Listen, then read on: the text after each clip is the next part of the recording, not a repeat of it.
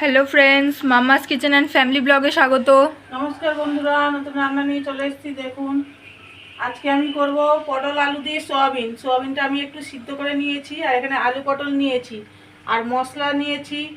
এখানে আদা, জিরে, কাঁচা লঙ্কা, টমেটো, আবার সাদা তিল, কাশ্মীরি লঙ্কা, পোস্ত, গোটা গরম মশলার মধ্যে শুধু নিয়েছি গোলমরিচ, দারচিনি। কড়া গরম হয়ে গেছে, এবার আমি তেল দিয়ে দেবো, সাদা তেল। তেল গরম হয়ে গেছে, ফোড়নে দেবো গোটা জিরে, আর আলু পটলগুলো দিয়ে দেবো।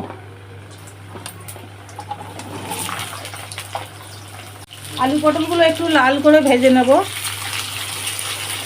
তখন ভাজা ভাজা হোক আলু পটলগুলো। আলু পটল ভালো করে ভাজা হয়ে গেছে, এবারে আমি সোয়াবিনগুলো দিয়ে দেবো। বেটে রাখা মশলা, নুন, হলুদ সব একসঙ্গে দিয়ে দিলাম।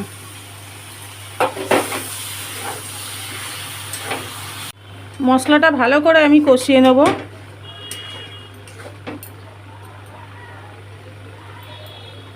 ভালো করে কষানো হয়ে গেছে, এবার এতে আমি জল দিয়ে দেবো।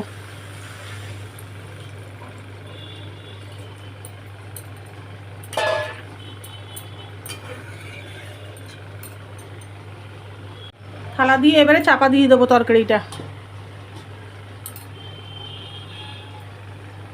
তরকারিটা ঢাকনা খুলে দেখবো একটু তরকারিটা হয়েছে কিনা।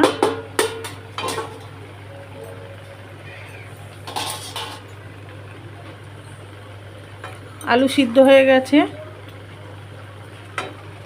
আর একটুখানি ঢাকা দেবো। ঢাকা দিয়ে রেখেছিলাম, এবার তরকারিটা খুলে দেখছি। এবার দেখুন তরকারিটা হয়ে গেছে, এতে আমি গরম মশলা দিয়ে নামিয়ে নেব। গরম মশলা,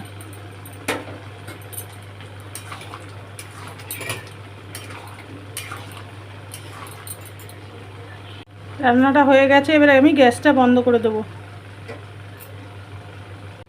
আমার রান্নাটা আপনাদের ভালো লাগলে ভিডিওতে একটা লাইক করে দেবেন, আর শেয়ার করবেন, কমেন্ট করবেন। ধন্যবাদ।